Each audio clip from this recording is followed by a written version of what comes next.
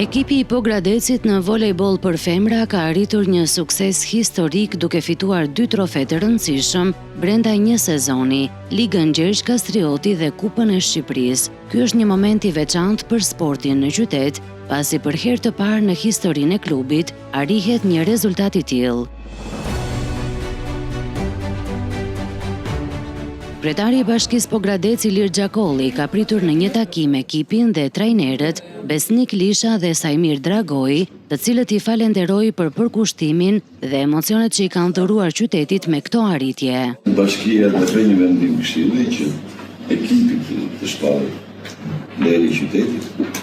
Juve atë besimin tonë edhe përpjekjet tonë i shtuar me të kupa dhe shpresojmë që të marrim edhe të tretë. Jam shumë krenare për ekipin edhe të gjitha vajzat për punën e palodhur që kanë bërë deri tani edhe duke vazhduar shumë mendoj se do ta sjellim edhe trofeun e tretë në Pogradec.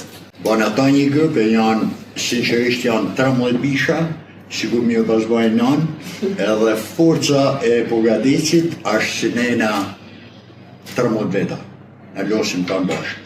Sipas Xhakollit, ky sukses është rezultati i punës së palodhur të sportisteve dhe stafit teknik, ndërsa tashmë synimi i radhës mbetet fitimi i Superligës së femrave për të realizuar një triplet historike për klubin e volejbollit të Pogradecit. Bashkia ka shprehur mbështetjen e saj për ekipin me qëllim që sukseset të tilla të vijojnë edhe në të ardhmen.